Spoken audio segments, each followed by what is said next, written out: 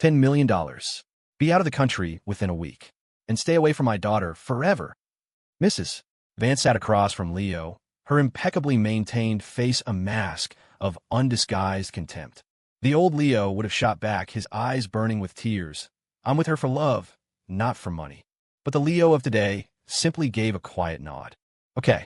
Victoria's mother was visibly taken aback. Then a cold smirk spread across her lips. At least you know your place. She enunciated, know your place, with a vicious precision, as if underscoring the cosmic gulf that separated him from Victoria Vance. Leo kept his eyes downcast. He took the check and turned to leave without another word. By the time he got back to the mansion, night had fallen. The place was a cavern of marble and glass, so vast he still sometimes got lost in it. The only landmark that felt like home was the framed photo on the polished mahogany coffee table. In it, Victoria's arms were wrapped around his waist, her head tilted down, her gaze so tender it could melt a blizzard.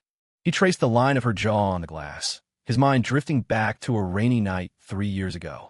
He'd found her in a grimy alley in Bushwick, covered in blood, her eyes vacant. Who are you? He'd asked her. I don't remember. She shook her head, rain and blood dripping from the ends of her hair. And just like that, he'd taken the amnesiac woman home. Home was a cramped, crumbling 300-square-foot studio. The two of them were squeezed into a space with peeling paint and a perpetually leaking pipe. In winter, they needed 3 blankets just to stay warm. But in that forgotten corner of the city, in the depths of their poverty, the purest kind of love had taken root. They had only each other, 2 souls adrift, clinging together like life rafts. She would wait for him for hours at the subway station when he worked late, just to walk him home. She would stay up all night, massaging his stomach when his stress-induced ulcers flared up. She once secretly worked 5 different gig economy jobs in a single day just to buy him an expensive leather belt he'd admired in a shop window 3 times but could never afford. The only thing he couldn't handle was her insatiable desire for him every night. He'd blush and beg for a break, and she'd just bite his earlobe and whisper with a low laugh, "It's because I love you so much, baby." In the year their love burned brightest, she dragged him to a tattoo parlor and had his initials inked on her collarbone. The artist asked if she was afraid of the pain. She just looked at Leo and smiled. Pain is good. It makes sure I'll never forget the person I love most. He thought they would be happy like that forever, until she remembered who she was. Only then did he learn that she wasn't some lost girl from the streets. She was Victoria Vance, the sole heir to the Vance family fortune, a titan of Wall Street who held half of New York's financial world in her perfectly manicured hands. The amnesia had been the result of a car crash, orchestrated by a business rival. After reclaiming her identity, Victoria moved them into a 20,000-square-foot triplex overlooking Central Park. The master bathroom alone was 10 times the size of his old apartment. But she had changed, becoming a stranger overnight. She wore bespoke power suits whose labels he didn't even recognize and watches that cost more than a house, negotiating billion-dollar deals and staying out all night, every night. He tried to fool himself, telling himself she was just busy. Then the story broke. Page 6, TMZ, Twitter. They were all plastered with photos of her and Julian Croft, the heir to the Croft empire. In the pictures, she was holding the car door open for him, the two of them sharing a smile that stabbed at Leo's eyes. The comments were a chorus of a perfect match and power couple. That night, Leo sat by the window, watching the moon rise over the city, and finally accepted the truth. The Victoria who would brave a snowstorm to meet him after his shift, the Victoria who would work herself to the bone to buy him a gift, the Victoria who tattooed his name on her skin. That Victoria had died the day her memory returned. The current Victoria Vance, the heir, was worlds away from him. She stood on a cloud-wreathed peak. He was stuck in the mud below. The moon can never touch the dust. A woman like her was destined for someone equally brilliant. And if that was the case, why should he continue to humiliate himself? It was better to let go, for her sake and for his. That night, the mansion was as empty as ever. Victoria didn't come home. For the first time, Leo didn't wait up until dawn. He went to bed early. As soon as the sun rose, he went to the visa processing center. He paid for the expedited service.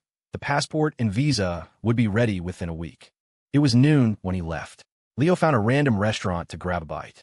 The moment he pushed open the door, he froze. By the window, Victoria was gently dabbing the corner of Julian Croft's mouth with a napkin. Her expression was so gentle it could melt the December ice. The exact same look she used to give him when she'd kiss him in their tiny apartment. Leo stood rooted to the spot, feeling an invisible hand squeeze his heart. He turned to leave, but stumbled, knocking over a decorative plant by the door. The crash made Victoria look up. When she saw Leo, the warmth in her eyes vanished, replaced by an arctic chill. She walked toward him, her voice low and sharp. "Are you following me?" Before he could speak, she continued, "I already told you those rumors online are nothing. It's a business partnership. How long are you going to keep this up?" Leo opened his mouth, wanting to explain, but his throat felt clogged with cotton. Mrs. Vance's words from yesterday echoed in his ears. The merger between the Vance and Croft corporations has been planned for years. Victoria is very fond of Julian. A partnership? The kind that ends in a merger of families? "Tori, don't be so harsh," Julian said, walking over with a placating smile. "It's fate that we ran into each other. Why don't you join us?" Before Leo could refuse, Julian had already pulled him over to their table. Leo felt like a puppet as he was pushed into a chair, directly facing Victoria's ice-cold expression. "What would you like, Mr. Miller?" Julian pushed the menu toward him. "The French cuisine here is very authentic." Leo stared at the incomprehensible French on the menu, a wave of shame washing over him. "I'm not hungry." He pushed it back. "Have some soup, then." Julian ladled a bowl of seafood bisque and placed it in front of him. "It's delicious." Leo stared at the shrimp floating in the creamy broth, a sharp pain twisting in his gut. He was severely allergic to shellfish. He was about to decline when Victoria's phone rang. She stood up to take the call, her back ramrod straight. He recognized the suit she was wearing from magazine. It cost enough to buy his entire old apartment building. "Go on, try it," Julian said, suddenly lowering his voice. "After all, a man of your station doesn't get to eat food this expensive every day." Leo's head snapped up, meeting Julian's smiling eyes. "You don't really think a little fling with Victoria means you can marry into the Vance family, do you?" Julian tapped a manicured finger against his wine glass. "If it weren't for her amnesia, a gutter rat like you wouldn't even be worthy of shining her shoes." Leo's hand clenched the linen napkin, crushing it in his palm. He was poor, but he wouldn't let his dignity be trampled like this. "Mr. Croft, we've never met. I don't think you have a right to owe." Julian cut him off with a sudden cry, knocking the bowl of bisque over. The scalding liquid splashed onto the back of his hand, and a few drops hit Leo's as well. Victoria heard the commotion and rushed back. Her long fingers immediately closed around Julian's hand. "What happened?" "It's nothing." Julian's eyes were red-rimmed. "It's my fault. Mr. Miller is your boyfriend. He has every right to be angry seeing us having dinner alone." Victoria's gaze shot to Leo, her brow furrowed in a thunderous frown. "Leo, I have explained this 1,000 times. Do you have to be like this?" "I didn't. It was him. Enough." She cut him off. "I saw it with my own eyes." "Are you saying I'm blind? When did you become so unreasonable?" With that, Victoria helped Julian up and walked away without a second glance. As he was led away, Julian looked back over her shoulder and gave Leo a triumphant, victorious smirk. Leo stood there, his trembling hand already turning a blotchy red from the scalding soup. Blisters were beginning to form, the pain like 1,000 tiny needles. But Victoria had only seen the small red patch on Julian's skin. She had left so quickly, so decisively, she hadn't even spared him a single glance. But the Victoria he knew, his Victoria, had always been so worried about him. 3 years ago, he'd burned himself while cooking, and she'd been so frantic her eyes had turned red. She'd run to the 24-hour pharmacy in the middle of the night, and on her return, she'd dabbed ointment on his burn, whispering, "Leo, does it hurt?" Back then, her world had revolved around him. But the Victoria of today couldn't see him at all anymore. Leo went home alone. Once there, he found a first aid kit in the vast, empty living room and disinfected, treated, and bandaged his hand himself. The wound stung with a fine, sharp pain, like 1,000 ants chewing on his skin. As he turned to go upstairs, his gaze fell on the grand piano in the corner of the living room. Victoria had bought it after she regained her memory, promising to teach him how to play. But all this time, a thick layer of dust had settled on its cover, just like their relationship, long since clouded over. His eyes reddened. He walked quickly into his room and began to pack. Clothes, documents, his bank card. He packed everything methodically, his movements slow, as if he were saying goodbye to his past self. He was halfway through when the door was suddenly thrown open. Victoria stood in the doorway, her suit jacket draped over her arm, her tie loosened. She saw the open suitcase on his bed and frowned. "What are you doing?" "Packing," Leo answered calmly, not looking up as he continued to fold shirt. Victoria strode closer, the faint scent of Julian's cologne clinging to her. She grabbed his wrist, her grip so tight it made him wince. Are you running away from home just because I had dinner with Julian? You're the one who hurt him, and he didn't even hold it against you. Yet you're the one throwing a tantrum. Leo looked up at her, the irritation in her eyes perfectly clear. The Vances and the Crofts have been family friends for generations. He just got back to the country, and his parents asked me to look after him. Can't you be a little more understanding? Understanding? The word was a knife in his heart. He clutched the shirt tighter, the fabric wrinkling in his palm. He was already being understanding enough to get out of her life. What more did she want? Answer me. Victoria's voice rose sharply. Leo silently turned back to his packing. His silence was the final straw. It enraged her. Fine, she spat. Let's see how long you can keep this up. She slammed the door on her way out. The bang echoed through the room, making his chest tremble. The next morning, when Leo came downstairs, Julian Croft was sitting in the living room, laughing and talking with Victoria. He was wearing a crisp white shirt, his hair perfectly styled, looking innocent and aristocratic. Seeing Leo, he immediately stood up, his smile sweet and harmless. Leo, you're awake. Tori's parents insisted I accompany her to the auction today. Don't get the wrong idea. Leo glanced at Victoria. She was adjusting her cufflinks, not even sparing him a look. I'm not, he said, his voice soft. What you two do has nothing to do with me. Victoria's hands stilled. Her frown deepened. Just as she was about to speak, Julian cut in. Why don't you come with us, Leo? It's not like you have anything else to do. Before Leo could refuse, Julian had thrown a chummy arm around his shoulders. And just like that, he was dragged into the car. The auction house was a glittering spectacle of wealth and influence. Victoria sat in the front row, casually raising her paddle as jewels and luxury watches were brought out. She won bid after bid, then casually handed the items to Julian, who sat beside her. He smiled tenderly, leaning in to whisper in her ear from time to time, their intimacy a glaring spotlight.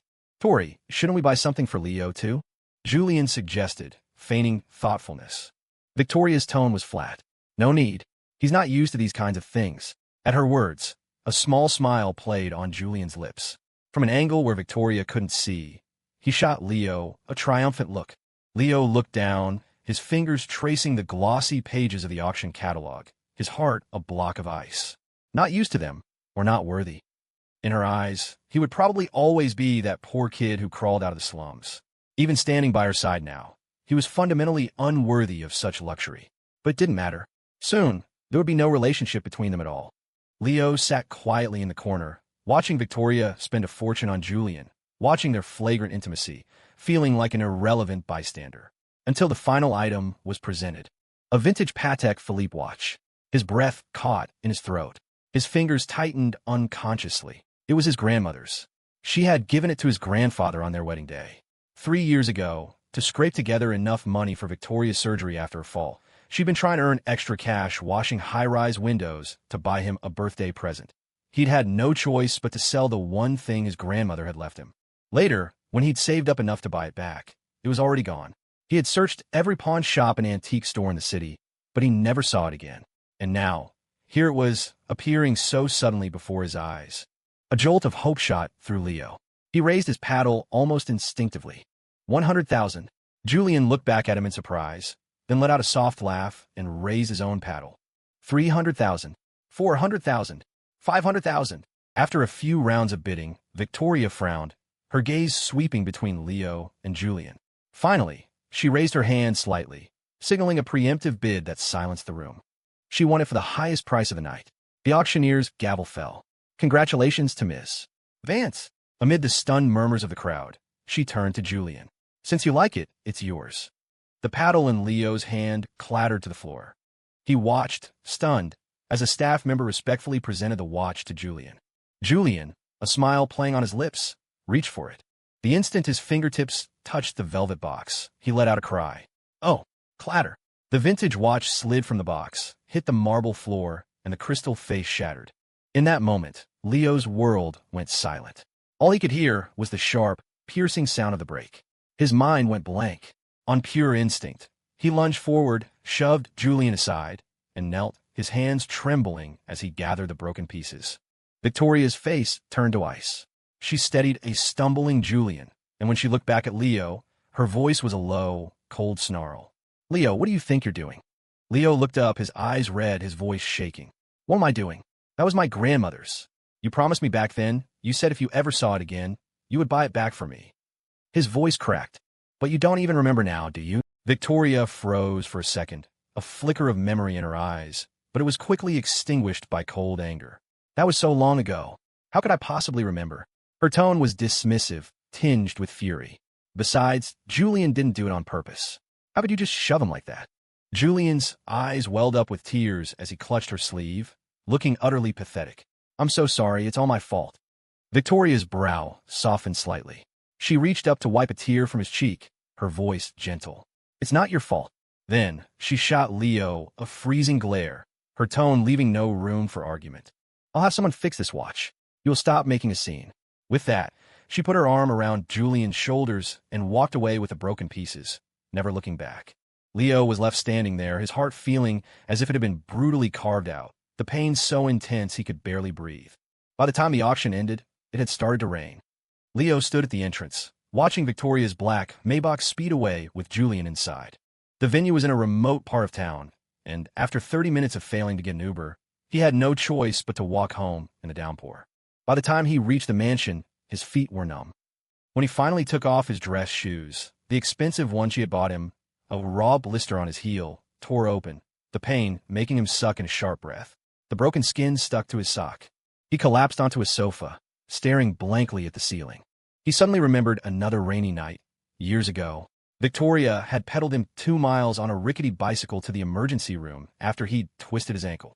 She was so poor, she couldn't even afford a cab, but she stubbornly refused to let him walk a single step.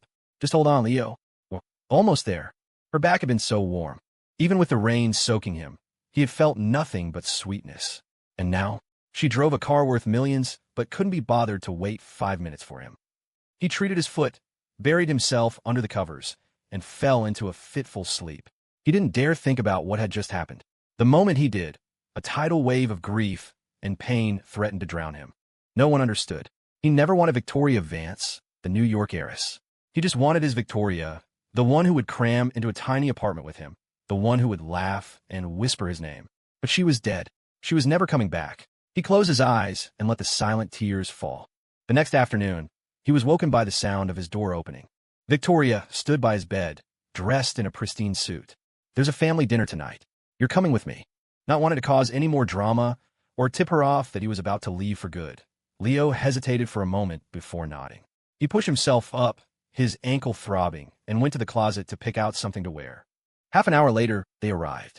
The Vance family estate in Greenwich was ablaze with light. As Leo followed Victoria through the door, the first person he saw was Julian Croft, sitting on the sofa. He was wearing an elegant Chanel suit, chatting intimately with Mrs. Vance while Mr. Vance nodded along with a smile. It was a picture of domestic bliss. Victoria, you're here. Mrs. Vance greeted her warmly, completely ignoring Leo as she took her daughter's arm. Julian has been waiting for you. Victoria paused, instinctively glancing back at Leo. She seemed to expect to see a wounded expression, or at least a face tight with restrained sorrow. But Leo just stood there calmly, as if none of this had anything to do with him. Mr. Miller, you came too? Julian feigned surprise, then smiled gently. Please have a seat. Make yourself at home. Only then did Mrs.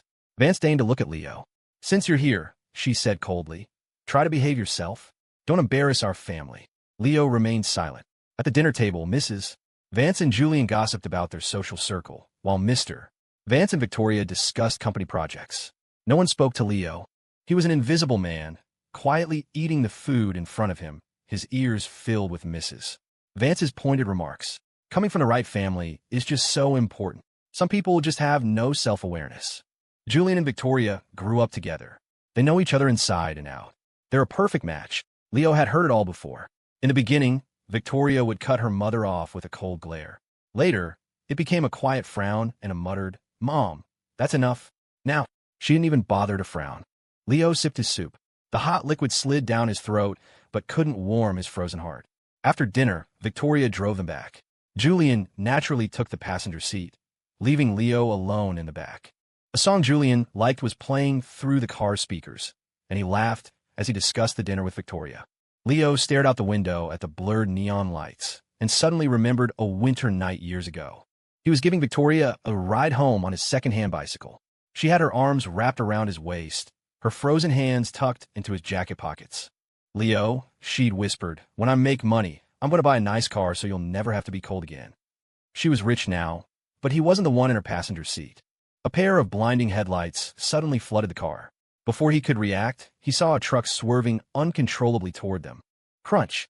In the deafening roar of the impact, Leo saw Victoria throw herself toward the passenger seat without a moment's hesitation, shielding Julian with her own body. He was thrown forward by the inertia, his forehead slamming against the windshield. Blood instantly blurred his vision. In the last second before he lost consciousness, he clearly heard the sound of his own heart shattering. So this was her choice. Even in a moment of life and death, her choice was no longer him. When he woke up, he was in a hospital bed. The gash on his forehead was bandaged, and his ankle, a fresh injury layered over the old one, throbbed with a pain that made it impossible to move. He had just managed to prop himself up when the door opened and Mrs. Vance walked in, her heels clicking on the tile. "Leo, didn't I tell you to leave the country?" She looked down at him, her expression disdainful. "Still here? What? Are you still dreaming of marrying into the Vance family?" Leo looked at her calmly. "No, the paperwork just isn't finished yet. Don't worry. As soon as the visa is ready, I'll be gone." He paused, far away, where she'll never find me. Mrs. Vance sneered. "I hope you mean that." Just then, the door opened again. Victoria stood there, her face grim. "Gone? Who's going where?" Leo lowered his gaze, improvising a lie. "Your mother was just visiting. I told her I was fine and she could go." Mrs. Vance, catching on, feigned a few words of concern before making an excuse and leaving. The room fell silent, leaving just the two of them. Victoria walked to the bedside, her voice stiff. "The crash happened so fast. I didn't have time to think." Leo gave a soft "I know. It's okay." Victoria looked surprised. "You're not angry?" "No." She stared into his eyes, searching for any trace of hurt or anger. But his gaze was as still as a stagnant pond. A flicker of frustration crossed her face. She reached out, as if to touch his cheek. "Don't be difficult, I'm really not angry." Leo turned his head, avoiding her touch, his tone light but firm. "I need a rest. Julian was hurt too. You should go be with him."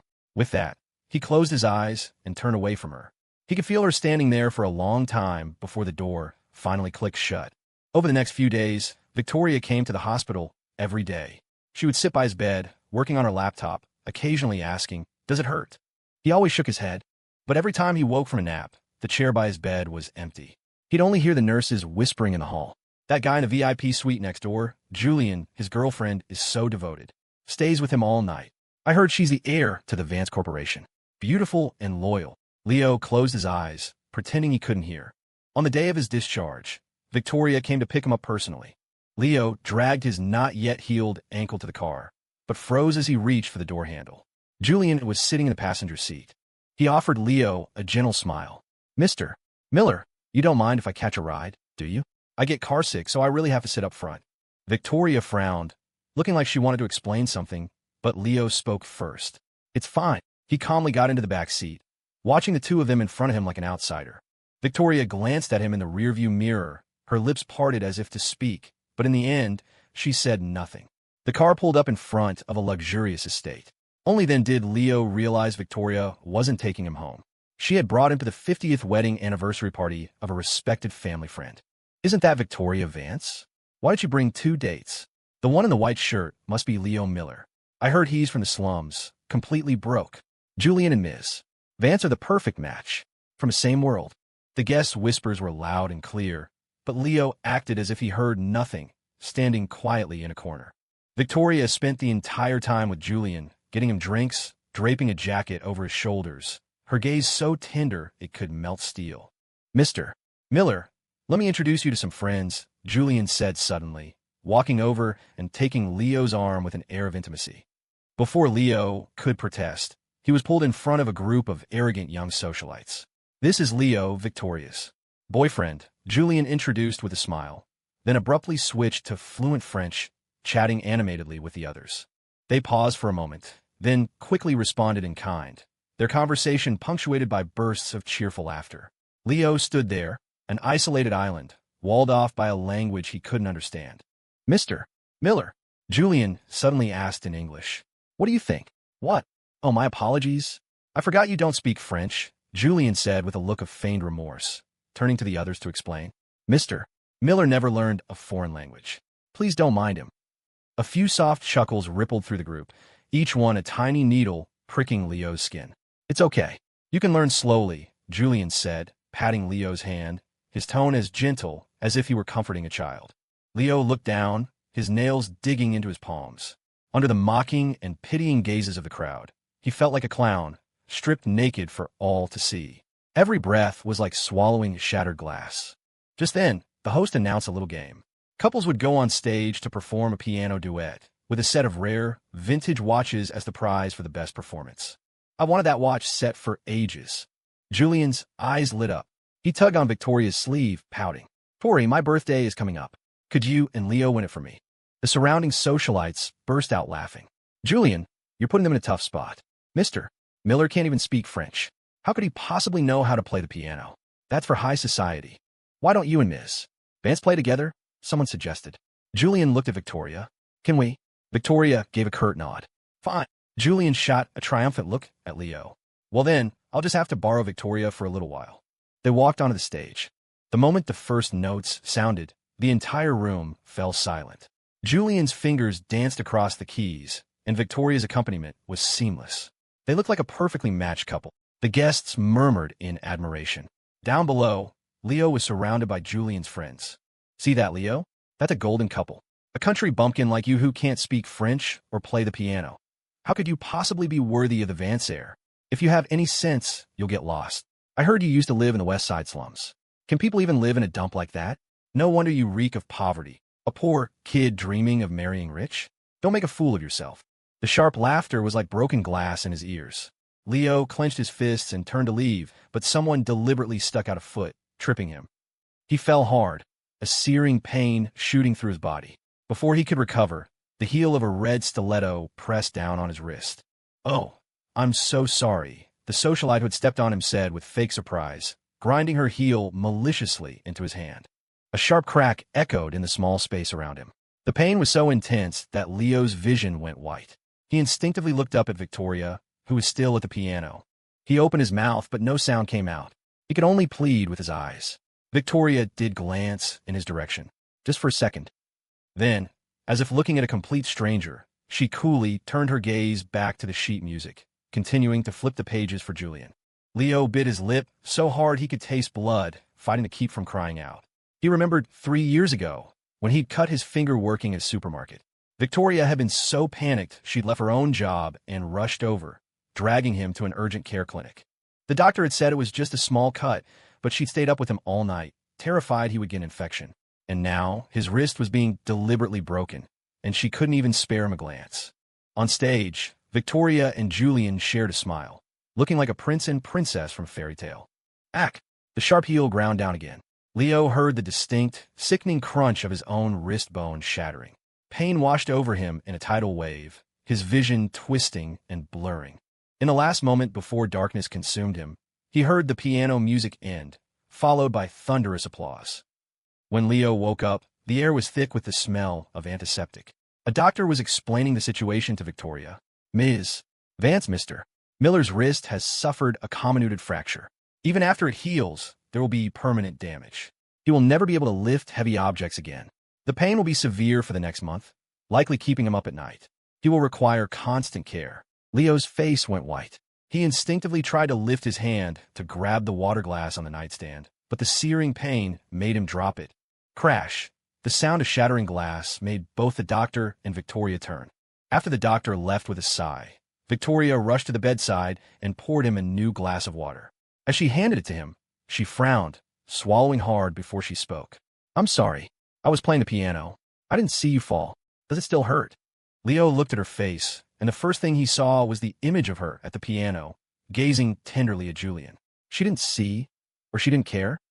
He slowly closed his eyes, fighting back the wave of pain in his heart, and said, each word deliberate, I'm calling the police. Victoria stared at him. What? Didn't you hear the doctor?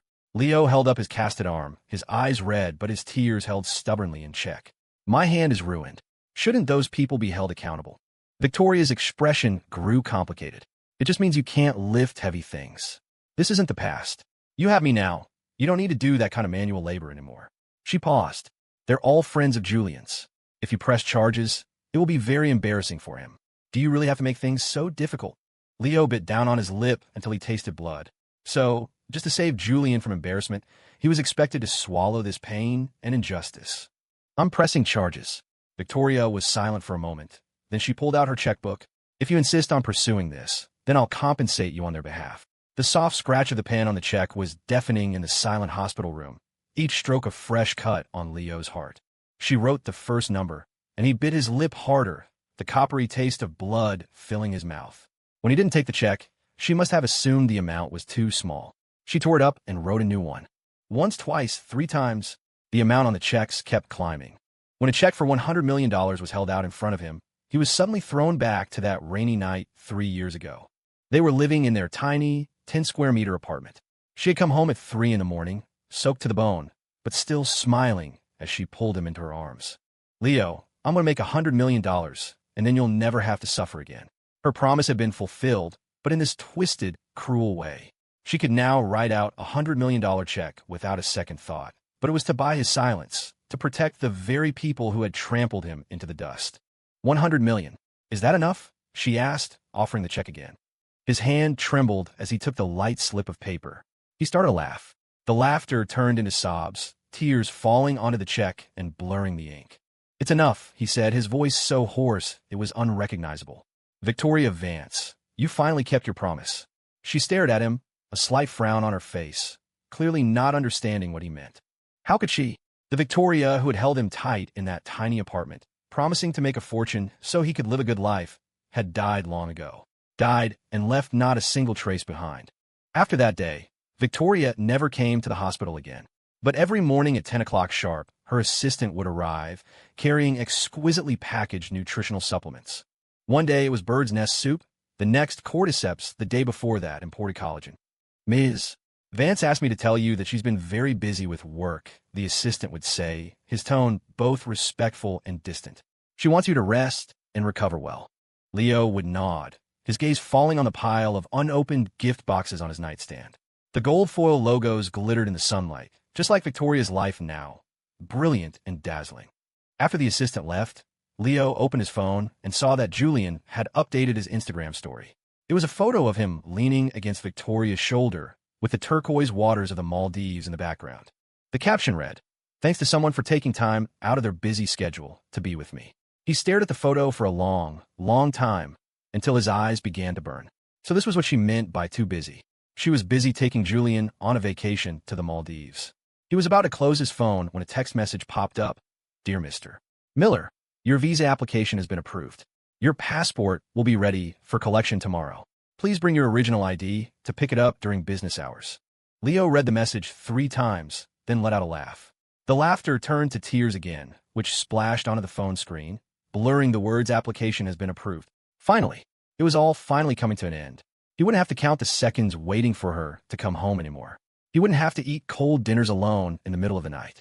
He wouldn't have to endure the disdainful glances from Mrs. Vance. And most importantly, he could finally let go of the man who was trapped in his memories, a man being torn apart by pain and longing. The next day, Leo checked out of the hospital and went straight to the visa center to pick up his passport and a one-way ticket. When he returned to the mansion, he saw Victoria and Julian chatting in the living room. Movers were carrying luggage into one of the guest rooms. Seeing him, they both looked over. Victoria averted her eyes slightly as she explained, Julian's parents are traveling abroad. He was scared to be home alone, so he's staying here for a while. The Vances and the Crofts are old family friends, and our companies are merging. It's my responsibility to take care of him. She didn't need to explain. As of today, they had nothing to do with each other. Leo nodded and turned to go upstairs. By the way, Julian suddenly called out, there's a musical tonight. Victoria and I are going. Do you want to come, Leo? Before Leo could answer, Victoria replied for him. His hand is still injured. He should rest at home. Besides, he wouldn't understand it anyway. Leo paused on the stairs. He looked back and managed a pale smile. That's right. I wouldn't understand. Soon after they left, Leo finished packing. He stood in the middle of the bedroom, looking around the space that had once held so many of his hopes, now just an empty, barren room. The framed photo was still on the coffee table, the Victoria in the picture gazing at him with such tenderness, as if he were the only person in her world. Leo gently ran his fingers over the frame, then turned it face down on the table. He walked to the door and left his key on the console table in the entryway. Then he softly closed the door behind him. 3 years ago, on a stormy, rain-lashed night, he had found a blood-soaked girl in an alley, like finding a fallen star. 3 years later, he walked away quietly, dragging his suitcase behind him. The lights of the mansion dimmed in the distance, as if that star had never shone in his life at all. Meanwhile, at the theater, on stage, the music swelled and the actors performed, but a vague sense of unease gnawed at Victoria. A strange panic made her restless, a feeling that something important was about to slip from her grasp. The musical ended, but she had barely registered it. She couldn't even recall the plot. A voice in her head was screaming at her, urging her to go home. Almost without thinking, the moment the curtain fell, Victoria shot to her feet. The abrupt movement startled Julian, who was sitting beside her. He saw her striding out and hurried to catch up. Tori, what's wrong? Did you not like the show?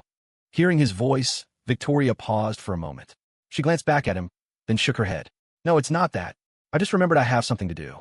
I'll have someone send a car for you. Without waiting for a reply, she turned and walked away, ignoring Julian's calls. Julian watched her go, bewildered by her sudden departure, but shrugged it off. A little tiff was nothing. Their family's merger was a done deal. With their business interests so intertwined, nothing could really go wrong. Victoria herself didn't know what was driving her. By the time she was standing in front of the mansion, she was still in a daze.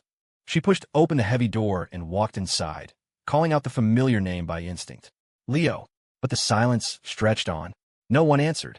Only then did she remember. Leo hadn't answered her calls for a long time now. When had it started? It seemed. It was that day he had confronted her with the tabloid photos of her and Julian, his eyes filled with tears, asking her what was going on. And she had impatiently tossed the photos in the trash, brushing him off with a careless, "I told you, it's a business deal. Why do you keep bringing up baseless rumors?"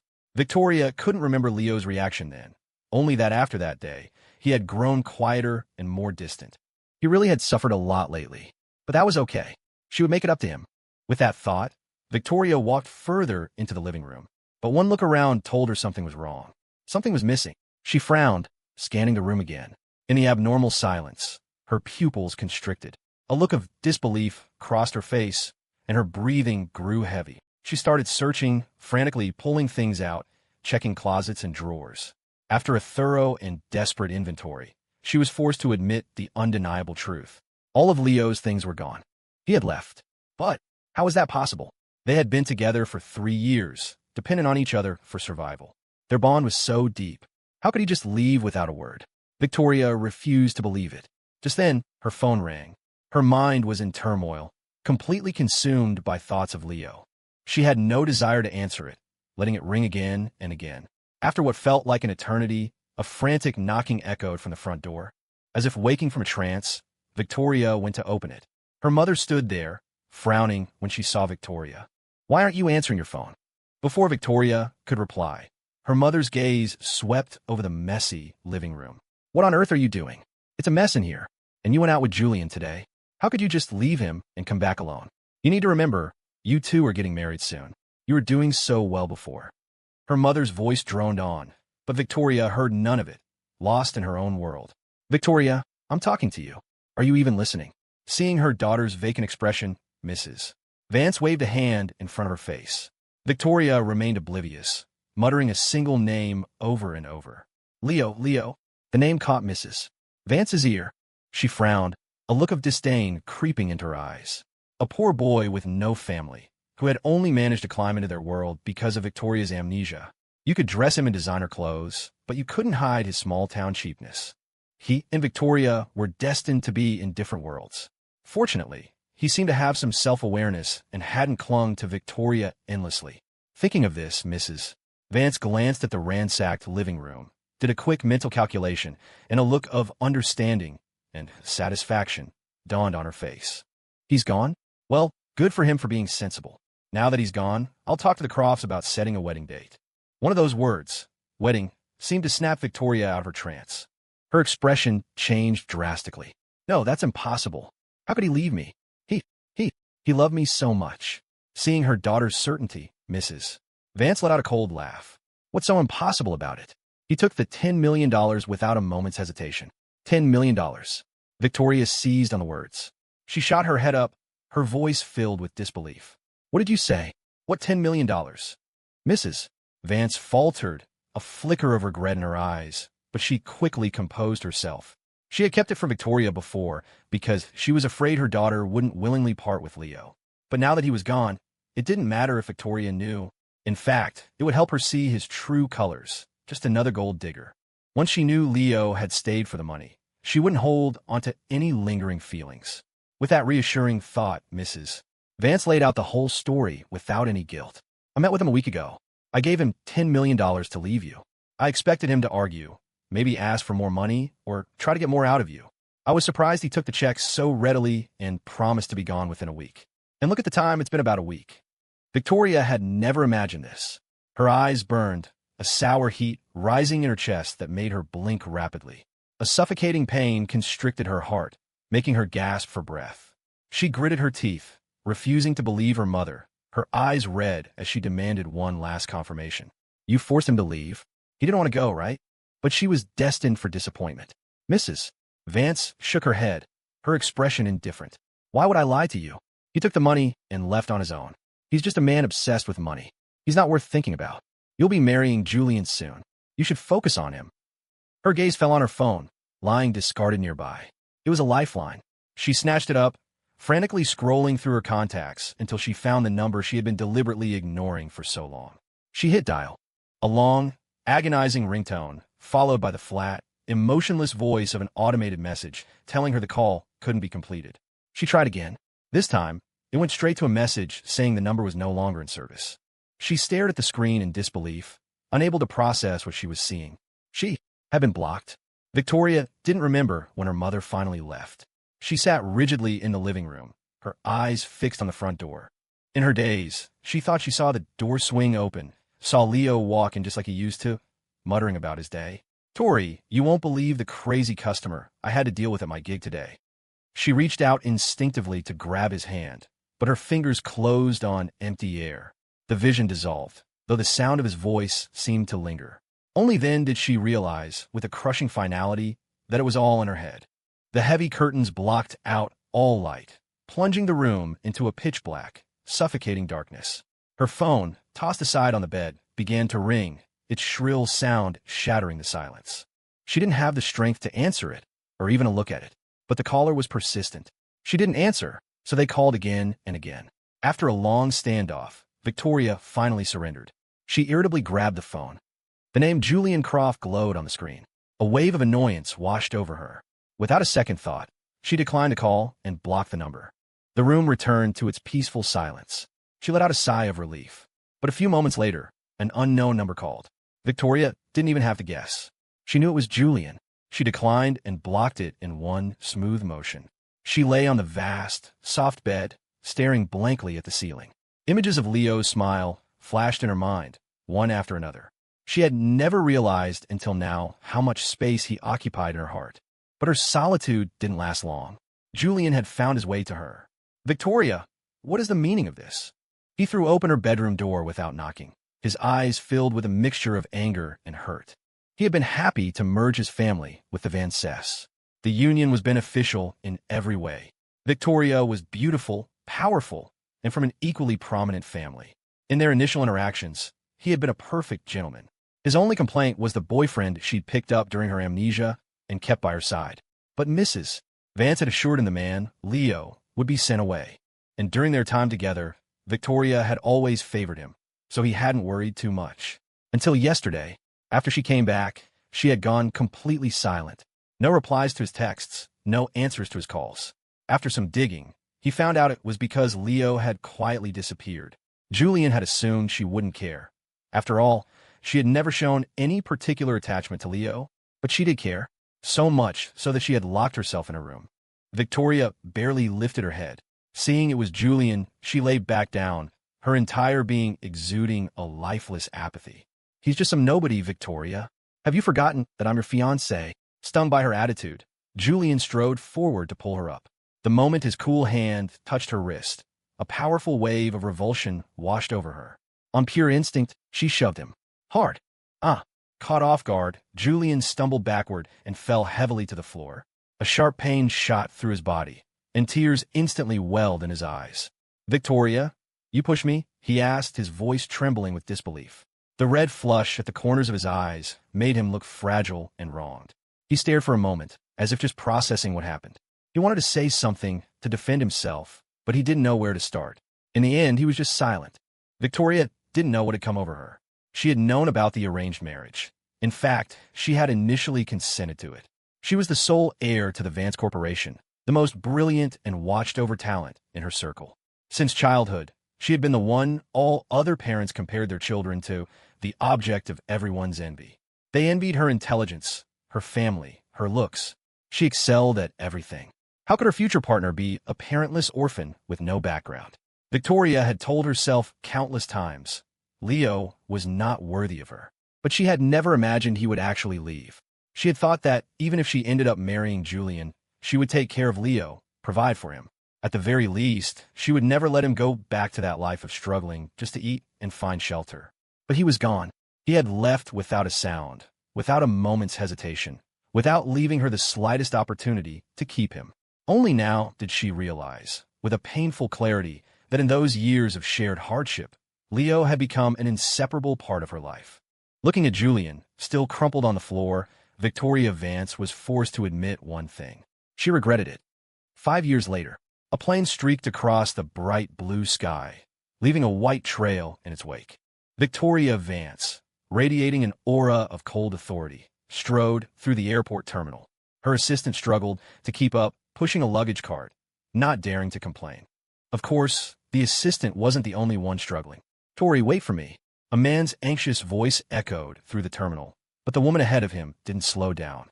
If anything, she walked faster.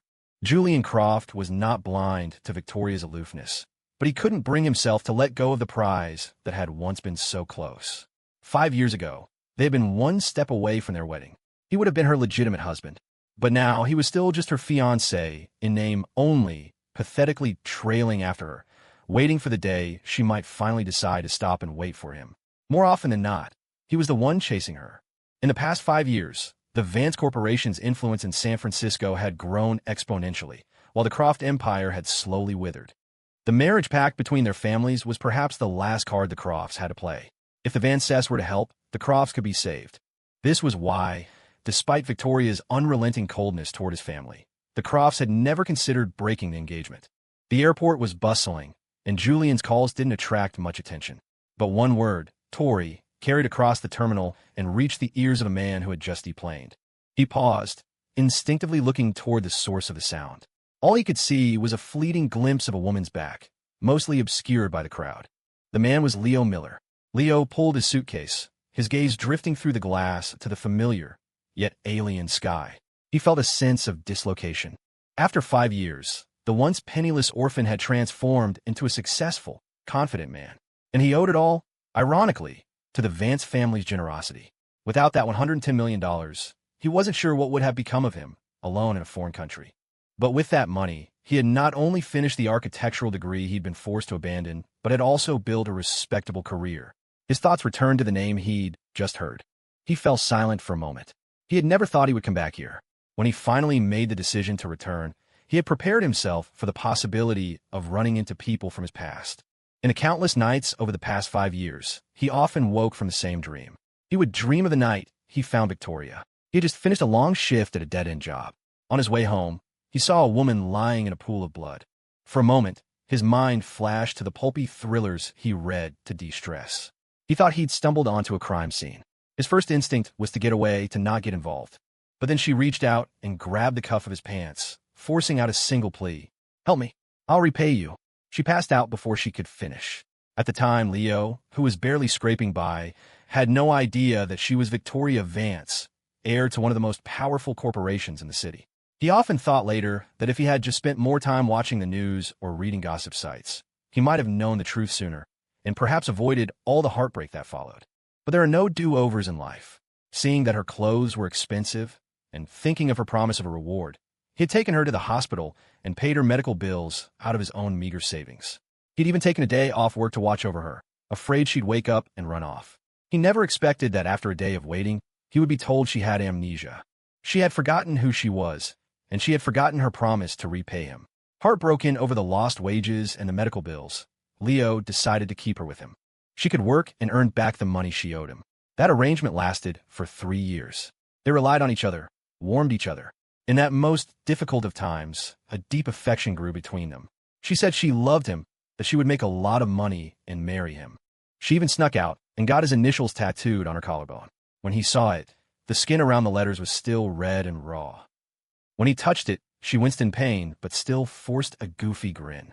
That had been the happiest time in Leo's life since his parents had passed away. He had naively believed they would be happy forever. He forgot that the Victoria who loved him so fiercely was the one he had found on the street, but she was never just the poor, lost girl he had found. Then, she regained her memory. She took him back to her family, to the grand mansion, but she was no longer the Victoria who loved only him. A sharp ring from his phone pulled him from his reverie. Leo took out his phone. Seeing the name on the screen, he let out a quiet sigh of relief. Thank God, all of that was in the past. Thank God, he had a new life now, a life that was truly his own. He answered the call. A clear, gentle voice came through the line. Leo, did you land?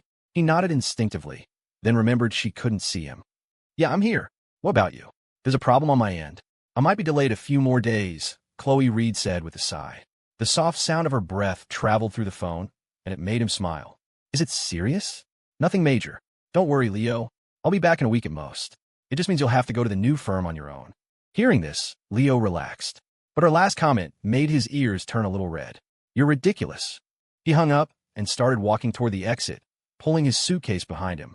The movement stirred the air, and his hair blew back.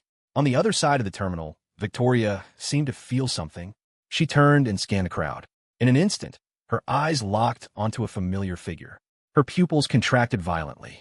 She froze, her gaze fixed on him, terrified that if she blinked, he would disappear. The next second, she was running, sprinting in his direction. But just as she took off, she collided with Julian, who was still chasing her. Ah, Ms. Vance! 2 cries rang out at once. The impact sent Victoria stumbling. When she looked up again, the man she was so desperate to see was gone. Frustration and rage flooded her mind. Her body moved before her brain could think. She raised her hand and slapped the man in front of her. Smack! The sharp sound silenced the area for a moment. Dozens of eyes, curious, mocking, entertained, turned toward them. The stares were like daggers in Julian's back, a wave of humiliation washing over him. The bright red handprint on his cheek was a brand of shame. His eyes turned red, his face a mask of wounded pride. Victoria, how could you hit me? What gave you the right? He just loved her. Why did she have to use his love against him, to humiliate him like this? His pitiful, restrained anger elicited a pang of sympathy from some of the onlookers. But Victoria was not one of them. She stared at him coldly, then, after a long moment, let out a derisive laugh. You could have chosen not to follow me. The single sentence shut down all of Julian's complaints. It was true. He was the one who insisted on following her, the one who kept running into a brick wall. In the end, this was all his own doing. Why? Why are you always so cruel to me? Julian's eyes filled with tears. He couldn't understand. You agreed to it. You agreed to marry me. She had been the one to give him hope, to tell him she was willing to marry him. 5 years ago, he had been filled with joy, dressed in his wedding suit, walking down the aisle on his father's arm. Julian had thought it would be the happiest, most unforgettable moment of his life. But with one casual act, she had destroyed everything. She had backed out of the wedding. In front of all their guests, when the officiant with a broad smile asked if she would take him as her husband, Victoria had remained silent for a long time. After Julian prodded her several times, she finally seemed to snap out of her daze. She looked at him, her eyes filled with a chilling resolve. And then she spoke the words that shocked everyone.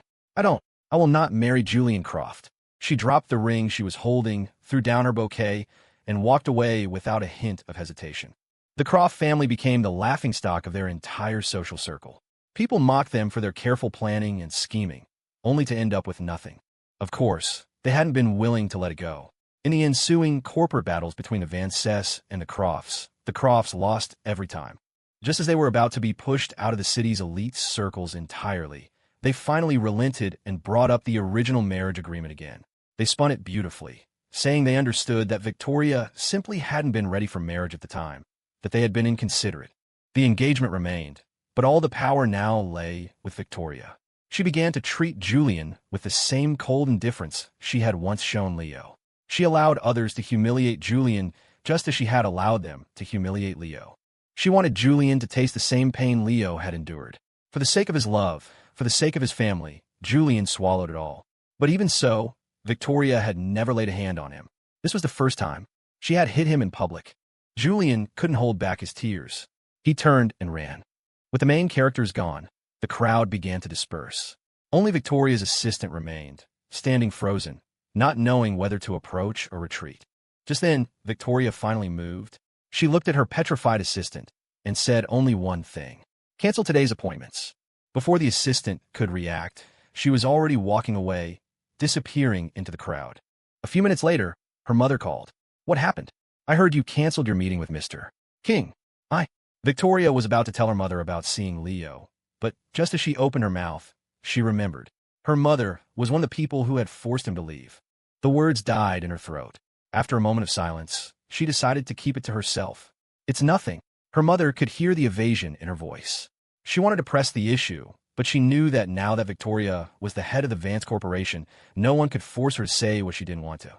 She let it go. She could find out what happened through other channels. She changed the subject. "I heard you hit Julian in public today." Victoria didn't deny this. Or rather, she simply didn't care. She gave a non-committal Her mother sighed. "What are you thinking? If you really don't like Julian, then be decisive and send him away.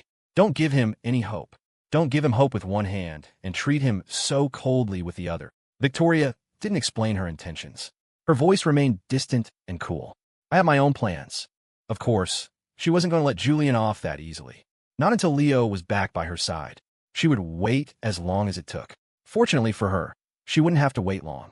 Leo saw Victoria Vance again a week after his return to San Francisco. He had just completed his orientation at the new firm. He had barely settled into his role as a senior designer when his boss handed him a contract. "The client specifically requested you for this project, Leo. This is huge. If we land this, our new branch will have a solid foothold in the city. You have to make this happen." Leo looked bewildered at the proposal file shoved into his hands. He felt a flicker of doubt. "They specifically requested me."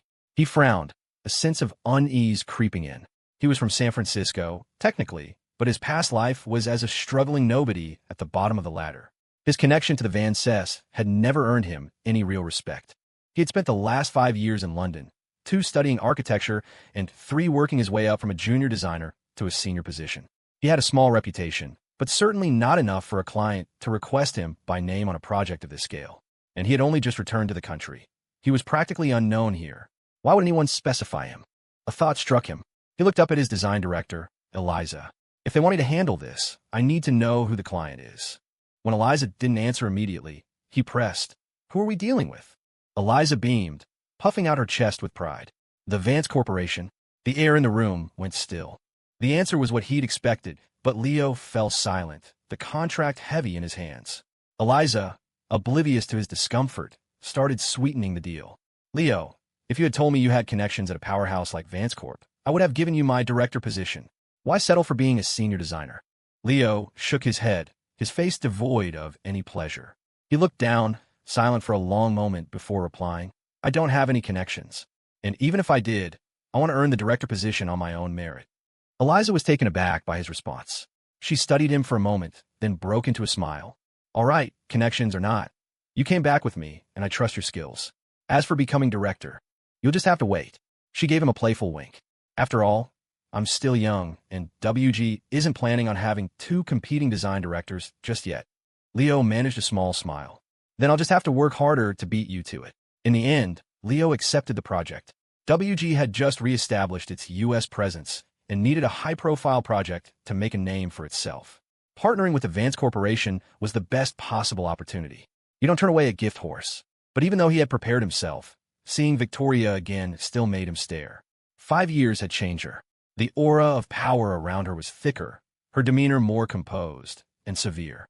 The moment she walked into the conference room, her eyes locked onto Leo, who was standing at the head of the table. She didn't speak, but her eyes were a storm of emotions. Love and pain so intense it seemed about to overflow. Leo didn't know where this love and pain came from, nor did he care. Seeing that everyone had arrived, he began his presentation.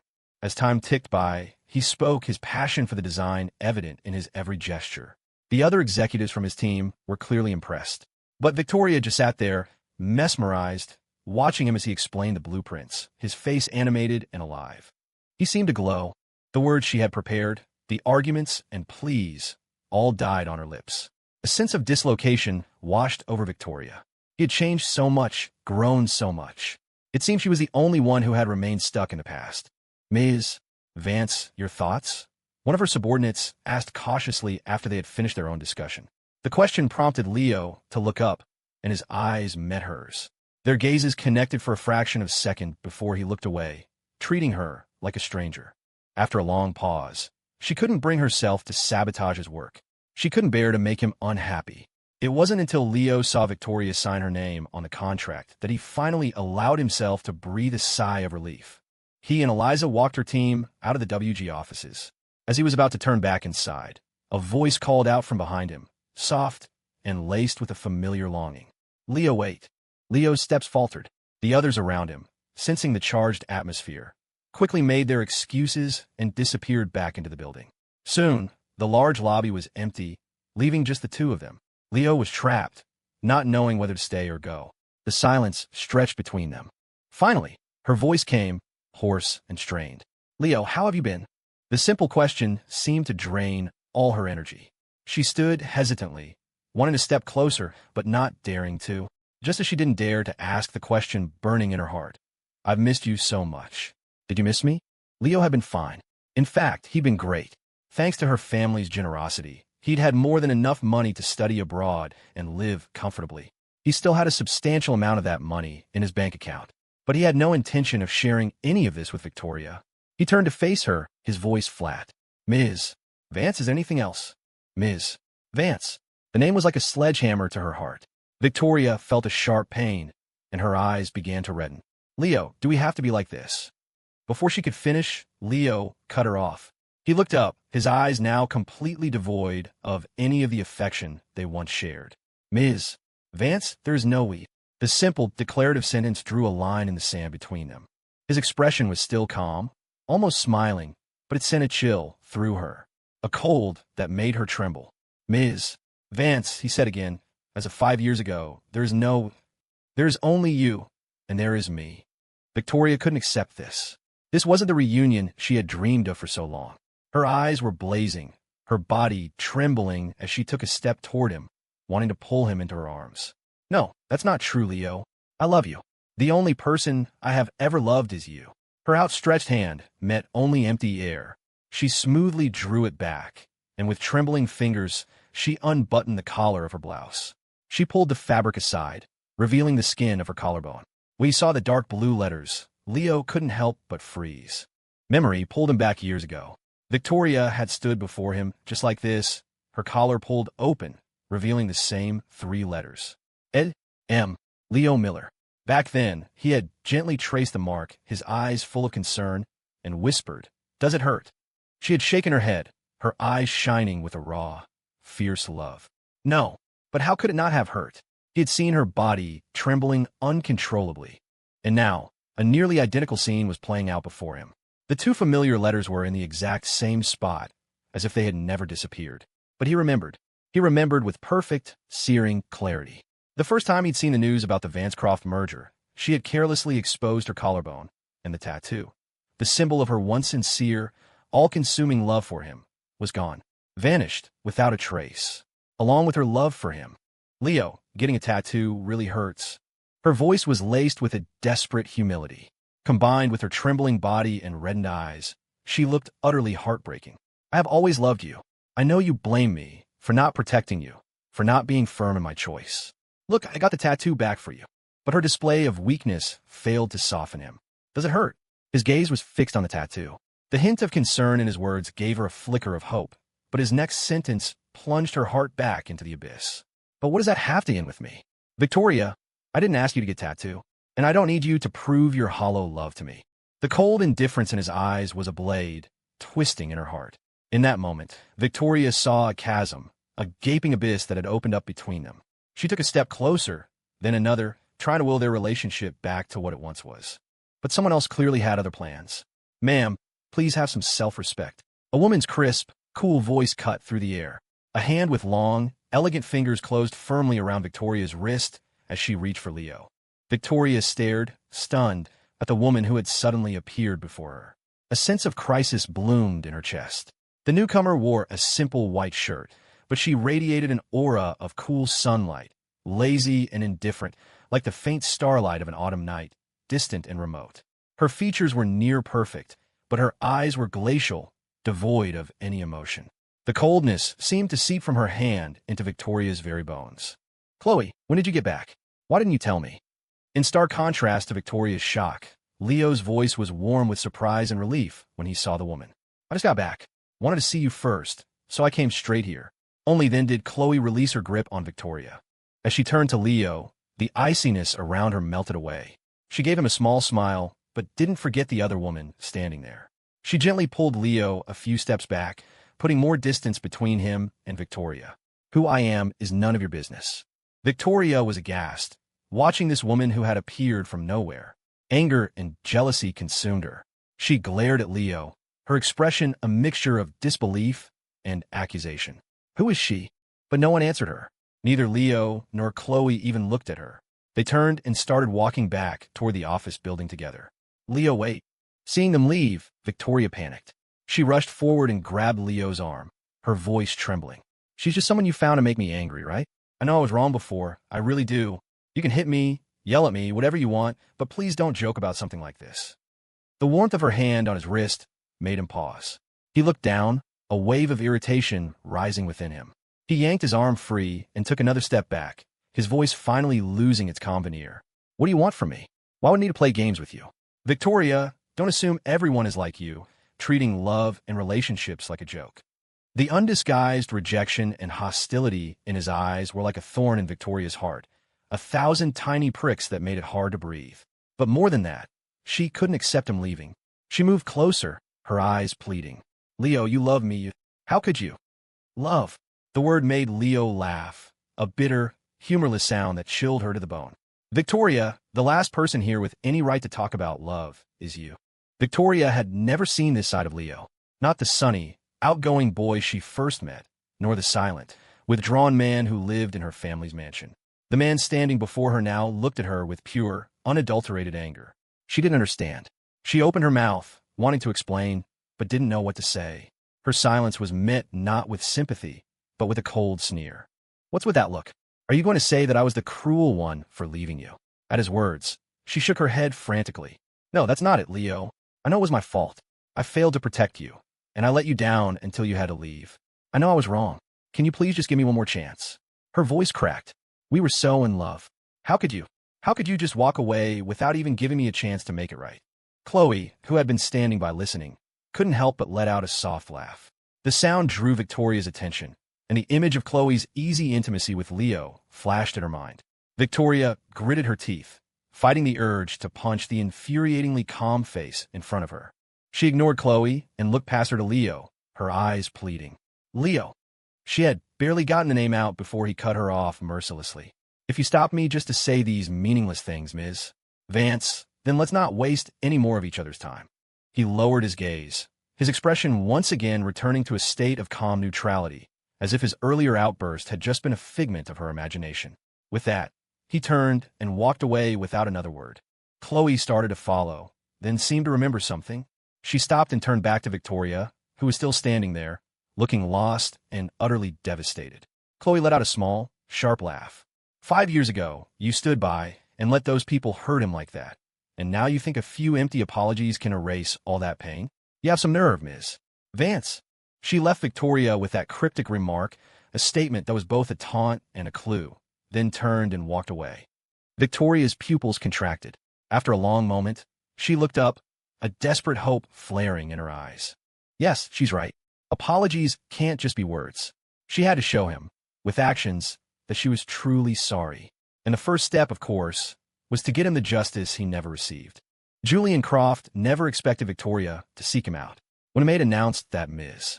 Vance was here to see him, a wave of joy washed over him, completely erasing his rational thought. He was so ecstatic he forgot that she had slapped him in public at the airport just a few days ago. Why would she suddenly come to see him now? He checked his reflection in the mirror, then rushed to the top of the stairs, only to pause. He lifted his chin and asked the maid trailing behind him, Does this outfit look okay? The maid nodded eagerly, her voice full of flattery. It's wonderful, sir. You look handsome enough to win Miss Vance's heart, for sure. Pleased, Julian bounded down the stairs toward Victoria. But as he saw her sitting on the sofa, his heart suddenly tightened, and he stopped in his tracks. Tori, are you here to see me? Victoria looked up at him. The sight of the soft green sweater he was wearing made her mind drift for a moment.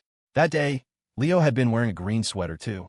She frowned slightly, quickly pulling her gaze away and reverting to her usual cold demeanor. Her reaction made Julian's heart leap into his throat. He grew anxious. Did she not like his clothes? But he'd checked, and the maid had approved. And didn't she just seem lost in thought looking at him? Why did she frown? Before he could figure it out, Victoria spoke. Go change. You're coming with me. Julian, of course, was happy to comply. He changed his clothes in record time, terrified that if he was a second too slow, she would leave without him. Thinking back on the past 5 years of his one-sided, unrequited pursuit, he couldn't contain his joy. After all this time, Victoria was finally asking him out. Did this mean things were finally turning around? Would she finally, truly accept him? Leo had assumed that after their last encounter, he wouldn't see Victoria for a long time. But just 2 days later, he found her waiting near the entrance of his apartment building. Suppressing a wave of irritation, he quickly sent a text message before walking toward her, still maintaining a careful distance. What are you doing here? She seemed oblivious to his impatience, her expression humble, like a spurned lover desperate to prove her sincerity. Leo. Her voice was hoarse, her eyes shot with red veins. She looked exhausted, but her gaze was bright with a strange, triumphant joy. Unfortunately for her, he wasn't interested. You should call me Mr. Miller, Ms. Vance. We're not on a nickname basis. His face was a cold mask, his words a bucket of ice water dumped over her head. Victoria's mouth opened, her chest tight with a suffocating sadness. After a moment, she forced a smile. Leo, even if you deny it, you can't erase our past. I know you're still angry with me, but I will prove to you that I'm truly sorry. The people who bullied you back then, I will make every single one of them pay. As for Julian Croft, whatever punishment you want for him, he'll get it. How's that sound? She moved a step closer, but he subtly shifted away. Just say what you have to say from there. I'm not in the mood to play your childish games. If you really want to apologize for the past, then... Leo was about to say, stay away from me, get out of my life, but Victoria, as if sensing his intent, cut him off. I won't give up. Leo, I love you. I can't live without you. Just give me some more time. I'll pay them all back for what they did to you, okay? Just wait for me. Wait for me. I won't let a single one of them go. She spoke in a rush, as if afraid he would say something she didn't want to hear. Without giving him a chance to respond, she turned and hurried away. Leo watched her retreating figure, saying nothing. He just watched, and a strange sense of anticipation began to build within him. Not a single one. He was curious to see just what Victoria Vance would do. Leo. Just then, another voice called out, closer and more urgent. A figure rushed up to him, hands landing on his shoulders, scanning him from head to toe. Only after confirming he was unharmed did Chloe finally relax. She's gone. It was clear who she was. Leo nodded, unlocked his front door, and looked back at her. Come in for some tea? Well, I'd be delighted. The kettle began to hum. Chloe slipped off her shoes and followed him inside, moving with a familiar ease. Sunlight streamed through the floor-to-ceiling windows, bathing them in a warm glow. The apartment wasn't large, but it was cozy. She glanced around, her gaze finally settling on him. Are you comfortable here? Leo nodded, giving her a warm smile. I love it here. Thank you. Chloe didn't reply, her eyes never leaving his face. After a long moment, he heard her say, I'm glad I'm the first person you think of in times like these. Compared to her earlier, more casual question, this statement was far more intimate. He understood Chloe's feelings, but he couldn't reciprocate them right now. At least, not at this moment. His feelings for her were still overwhelmingly rooted in gratitude. Leo and Chloe had met 5 years ago. He had just arrived in London. While he wasn't completely helpless, the language barrier and the profound loneliness of being so far from home had left him adrift for a long time, unsure of what to do with himself. Chloe was the first American he met. Later, as they grew closer, she would tease him about it, saying he was the only person she'd ever met who had moved to a foreign country with no plan, no passion, and no ability to communicate, and had somehow managed to survive for 2 whole months without learning basic conversational English. But he had been lucky. He had met Chloe at her lowest point. They made a deal. He used a chunk of his money to hire her as his personal guide. She taught him English, taught him everything he needed to know to navigate life in London. Seeing his lack of direction, She helped him discover his own talents and dreams. When his injured right hand made it impossible to draw, she patiently helped him train his left, from his first shaky letters to eventually flawless architectural designs. It was no exaggeration to say that Leo wouldn't be the man he was today without Chloe's early companionship. He just never thought she would fall in love with him. The first time she confessed her feelings, he was stunned in his silence. From that day on, he began to distance himself from her. She noticed, but instead of backing down, she became even more determined, her efforts more direct. It wasn't until he finally told her everything about his past with Victoria, and that he likely wouldn't be ready for a relationship for a very long time, that Chloe changed her approach. She stopped pursuing him so aggressively, but she didn't give up. "It's okay, Leo. I'll be by your side until you're ready to open your heart again. And when that day comes, whether you accept me or reject me, I'll accept your decision." Leo had run out of excuses to push her away. He let her stay, day after day, year after year. Now, he instinctively turned to her whenever he was in trouble. He had become completely accustomed to her constant, steady presence in his life. A soft ding from the kettle signaled that the water was ready. Leo poured it over the tea leaves, which danced and swirled in the boiling water. As the liquid darkened, the fragrant aroma of tea filled the small apartment. Chloe watched him, her gaze following his every move as he set the cup in front of her. She noticed a faint blush creeping up the tips of his ears and couldn't help but let out a soft laugh. "Just drink your tea," he muttered, pushing the cup closer. "Can't that mouth of yours ever be quiet?" As evening fell on the Vance estate, Victoria sat on the sofa, the overhead light casting a small shadow beneath her eyes. Kneeling before her were the men who, years ago, when the Vance and Croft families were equals, had called Julian their friend. But after the Croft decline, they had abandoned him, eager to kick him while he was down. Julian stood beside her, watching. He still remembered the last time he had seen them, how they had trailed after another wealthy heir, sneering at him. And now, here they were, groveling at Victoria's feet, their right hands smashed into a bloody pulp.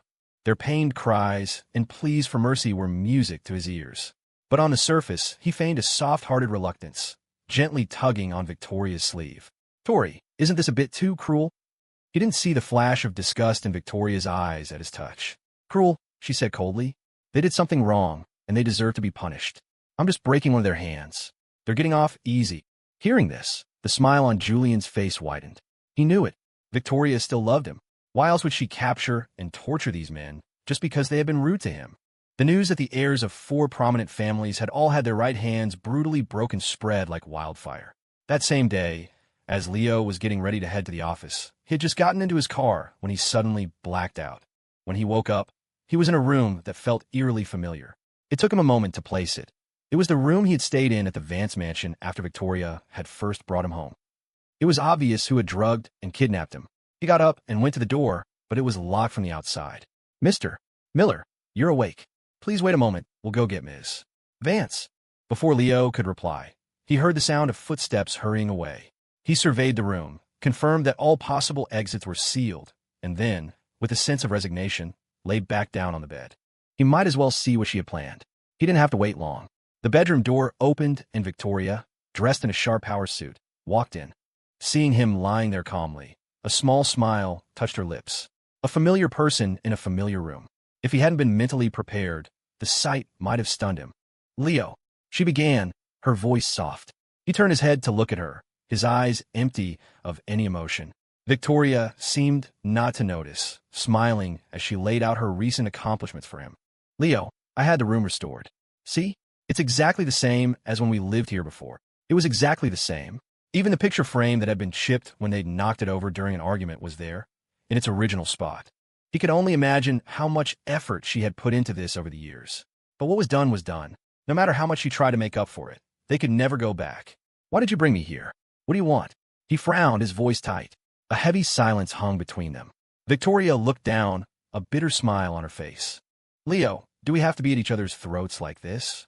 Leo didn't answer, but the answer was obvious. After a long moment, she sighed. "I'm trying to prove it to you, Leo. The men who broke your hand, I caught them all. I broke their hands. Next up is Julian Croft." She stepped forward and, ignoring his resistance, grabbed his hand and pulled him toward the basement. Unlike the pristine bedroom, the basement was dark and damp, the air thick with the smell of mildew. In the center of the room, chained hand and foot, was Julian Croft. He was disheveled and dirty. Hearing the door open, he looked up, hoping to see Victoria coming to release him. Victoria had come, but not to set him free. As they entered, another man was thrown in with them, bound and gagged. A man who had just been released from prison. Leo, how do you want to punish them? It's all up to you. Don't be afraid. I'll be right here with you. Victoria's words were spoken with a deep, theatrical emotion. They echoed in the small space, and the first to break was the newcomer. He burst into tears, crawling across the floor to grab Victoria's leg. Ma'am, I haven't done anything. Please, let me go. Before he could finish, Victoria kicked him away in disgust. Leo recognized the man. A flood of bad memories washed over him. He took an involuntary step back, his face paling, a chill running down his spine. The next second, a steadying warmth spread from his wrist. He looked up and saw Victoria's face, etched with concern and regret. Leo, I'm so sorry. I didn't think. Let me take you out of here, okay? I'll leave him to it. Don't worry. I will make everyone who ever hurt you pay the price. A maid helped the shaken Leo out of the basement. Instantly, only 3 people remained in the damp, dark space. Victoria, Julian, and the other man. Julian's eyes were wide with terror.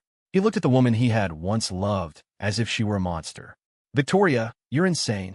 You're a psychopath. Aren't you afraid of karma? His voice was hoarse and weak, as if he hadn't had water in days. Victoria glanced at him, then walked over and grabbed his chin, forcing him to look at her. Seeing the fear in his eyes, she laughed. Karma? What do I have to be afraid of? When you all did what you did, you weren't thinking about karma. How dare you bring it up now?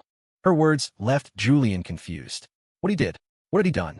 Realizing there might be a misunderstanding, he clung to a sliver of hope, squeezing out a few tears and putting on a pathetic, innocent act. Tori, are you mistaken? I swear, I don't know what you're talking about. His voice trembled, but he forced himself to be brave. The next second, she shoved him away and pulled out a silk handkerchief to wipe her hands, as if she had just touched something filthy. Humiliation and rage welled up inside him, but his situation was so dire he didn't dare say a word. Julian had imagined many possible reactions from Victoria, but he had never expected this sudden, explosive fury. The hatred and disgust in her eyes were like a dull knife, slowly dismembering him. But what she said next was even more unbearable. 5 years ago, you orchestrated a little drama that almost got Leo killed. Now, I'm just returning the favor. You'd better hang in there, or this game won't be any fun. Julian felt the blood freeze in his veins. Leo, who had just left, the men whose hands had just been broken, himself, chained in the basement, and this stranger with a vaguely familiar face. All the pieces clicked together in his mind, forming a horrifying picture. So, you're doing all this for Leo? Victoria didn't deny it. She stood up, confirming his suspicion. Once you've all paid for what you did, Leo will definitely forgive me. She then looked at the other man, who was trying to make himself invisible in the corner, and tossed out one final command. He's all yours. Remember, the more he suffers, the better your chances of getting out of here. Hearing this, the man's face lit up in a grotesque smile. He watched Victoria leave, calling after her, Don't you worry, Ms. Vance. I won't disappoint you. As the man advanced on him, Julian scrambled backward, his escape cut short by the chains. He caught a glimpse of Victoria's retreating back and finally broke down, sobbing. Tori, you can't do this to me. Tori, I'm sorry. I'll apologize. Don't leave me here. Victoria. The basement door slammed shut, but even through the thick wood, Julian's desperate cries were still audible. The person who had once tormented him was now getting his comeuppance. It should have been a triumphant moment, but Leo felt no joy. Victoria crouched in front of him, her voice a tentative whisper. How was that, Leo?